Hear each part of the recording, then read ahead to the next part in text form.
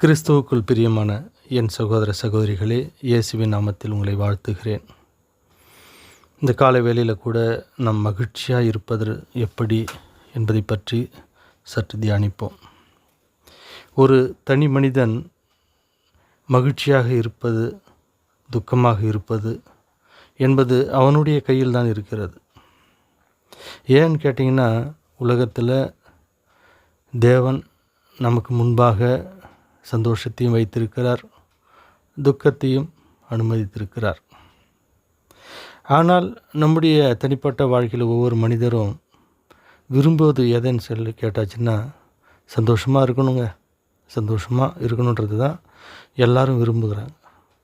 ஆனால் அந்த சந்தோஷத்தை தேடி போய் கடைசியில் மனிதன் எதை கண்டுபிடிக்கிறான்னா, துக்கத்தில் தான் போய் கண்டுபிடிக்கிறான். ஏன் அவன் எங்கே போய் தேடுறான், எப்படி போய் தேடுறான் அப்படின்னு சொல்லி நம்ம தியானித்து பார்க்குறோன்னா, இந்த உலக பிரகாரமான சிற்றின்பங்களில் போயிட்டு மகிழ்ச்சியை தேடி கொண்டிருக்கிறான், சந்தோஷத்தை தேடி கொண்டிருக்கிறான்.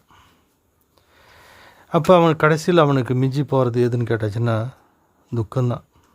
சிற்றின்பங்களை அவன் நாடி தேடுவது போல் இருக்கும், பட் ஆனால் அவனுக்கு கிடைக்கவே கிடைக்காது. கடைசியில் துக்கத்தில் தான் போய் முடியும். எனவே பிரியமானவர்களே, ஒவ்வொரு மனிதனுடைய சந்தோஷமும் அவனுடைய கையில் தான் இருக்குது.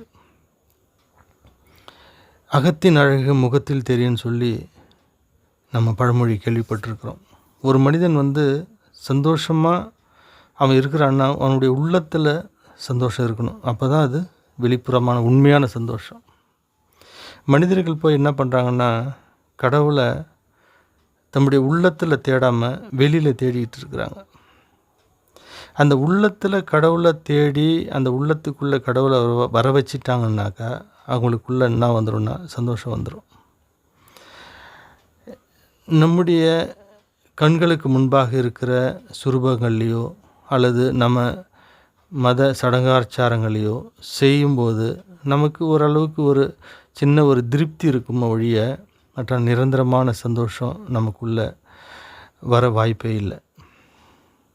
எனவே பிரியமானவர்களே, வேதம் சொல்லுகிறது, உங்களுடைய உள்ளத்தில் சந்தோஷம் தங்காதபடிக்கு என்ன காரியம் இருக்குதுன்னு சொல்லி வேதத்தின் வெளிச்சத்தில் தேடுங்க அப்படின்னு சொல்கிறார் கர்த்தர்.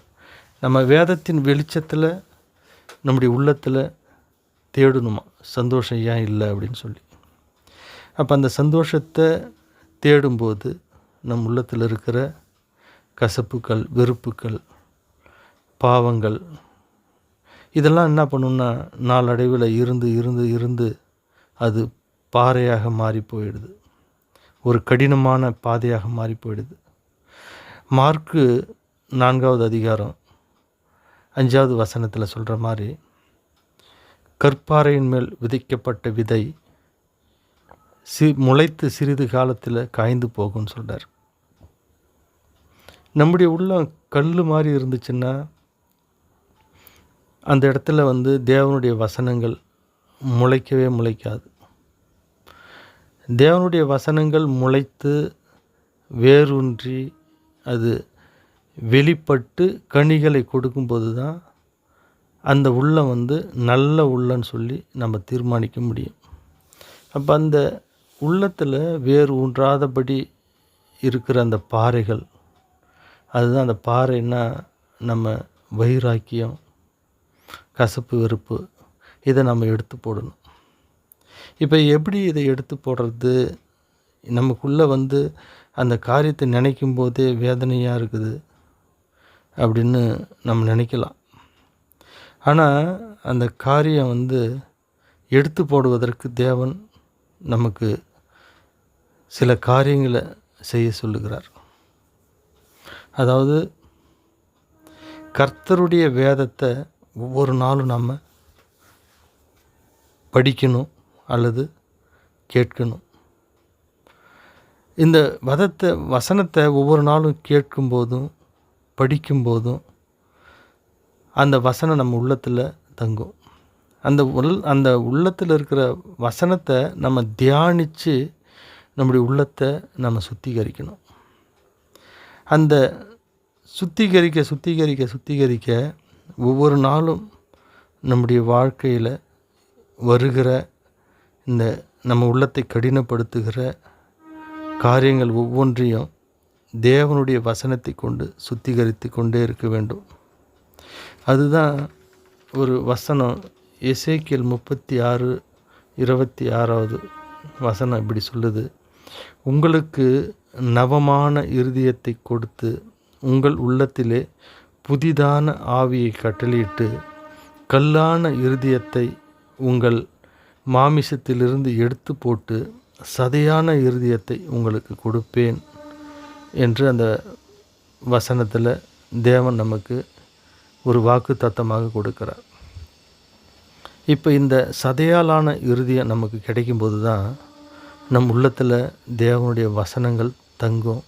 அந்த வசனங்களுடைய அந்த சாரம் நம்ம உள்ளத்தில் ஊறி அது நம்முடைய சுபாவங்கள் மூலமாக வெளிப்படும். அந்த வெளிப்படும் போது தான் தேவன் நமக்கு கட்டளையிட்ட பிறர் அன்பு நம்மால் வெளிப்படுத்த முடியும். தன்னைத்தானே நேசிப்பது போல பிறரையும் நேசியுங்கள் அப்படின்னு சொன்ன அந்த கட்டளை நம்மிட்டிலிருந்து புறப்பட்டு அது செயலாக மாறும்போது நம்முடைய இருதயம் மென்மையான இருதயமாக, நவமான இருதயமாக இருக்கிறது என்று நாம் அறிந்து கொள்ளலாம். இந்த கனிகளை கொடாத இருதயம், கல்லான இருதயம் கடைசியில் தேவன்கிட்ட ஒரு காலம் வர முடியாது. எனவே பிரியமானவர்களே, இந்த மகிழ்ச்சி எங்கே இருக்குதுன்னு சொல்லி தேடிப்போனால் இந்த நவமான இருதயத்துக்குள்ளே தாங்க இருக்குது மகிழ்ச்சி. தேவன் நம் உள்ளத்தில் தங்கி இருக்கும்போது அவருடைய ஆவியின் கனிகளாகிய அன்பு, சமாதானம், சந்தோஷம், நீடிய பொறுமை, தாழ்ச்சி, இதெல்லாம் நம்ம படிச்சிருக்கிறோம். கலாத்தியர் 5:22, 23 வசனங்களில் படிச்சிருக்கிறோம். இந்த காரியங்கள் எல்லாம் நம் உள்ளத்திலேருந்து வெளிப்படும் போது தான் சந்தோஷம் நிரம்பி வழியும். நமக்கு கார் தேவையில்லை, பங்களா தேவையில்லை, பெரிய வீடு தேவையில்லை. நமக்கு தேவையான ஒரு குறிப்பிட்ட நம்முடைய அன்றாட வாழ்க்கைக்கு தேவையான வீடு, வாசல், பிள்ளைகள் இந்த இருந்தாலே போதும். நமக்கு சந்தோஷந்தாங்க இந்த உலகத்தில் முக்கியம். நீங்கள் சந்தோஷமாக வாழும்போது தான் பலப்படுவீர்கள். நீங்கள் மகிழ்ச்சி தான் உங்கள் இருதயத்தை பலப்படுத்தும். அந்த மகிழ்ச்சியான இருதயத்தை நம்ம பெற்றுக்கொள்ள ஒவ்வொரு நாளும் தேவனுடைய வார்த்தையில் மூழ்கி கிடப்போம். தேவனுடைய வசனத்தில் நம்ம தியானித்து கொண்டே இருப்போம். நம்முடைய இருதயத்தை தூய்மைப்படுத்தி கொண்டே இருப்போம். கல்லாலான இருதயத்தை சதையாலான இருதயம் போல மாற்றி தேவனுடைய அன்பை நிறைவாய் பெற்று சந்தோஷத்தில் திளைத்து வாழ்வோம். எனவே பிரியமானவர்களே, இந்த நாளில் கூட இந்த காரியங்கள்லாம் நம்ம தியானிச்சிருக்கிறோம். இதை நம்ம வாழ்க்கையில் நம்ம கடைபிடிக்க பிரயாசப்படுவோம். இதற்காக நம்ம ஜெபிக்கலாம். அன்பும் இரக்கமும் மனதுருக்கமும் கொண்ட எங்கள் அன்பு தகப்பனே, கல்லானான எங்கள் இருதயத்தை எடுத்து எங்களுக்கு சதையாலான இருதயத்தை கட்டளிடுங்கப்பா. எங்களுடைய இருதயம் கல்லாக மாறுவதற்கு காரணமாக இருந்த எங்களுடைய மேட்டுமைகள், எங்களுடைய கசப்பு வெறுப்புகள், மன்னியாமை, வீண் பெருமைகள், இவை எல்லாவற்றையும் நீங்கள் நீக்கி போடுங்கப்பா.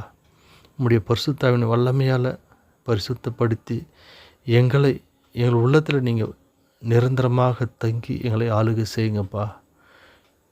தொடர்ந்து நாங்கள் கிறிஸ்துவுக்குள்ளாக மகிழ்ச்சியாக வாழ தேவையான பலனை எங்களுக்கு கொடுத்து ஆசீர்வதிங்க. இயேசுவின் நாமத்தில் இந்த ஜெபத்தை ஏறெடுக்கிறோம் நல்ல பிதாவே. ஆமேன், ஆமேன். இந்த நாள் இனிய நாளாக இருக்க இயேசுவின் நாமத்தில் உங்கள் அனைவரையும் வாழ்த்துகிறேன். God bless you.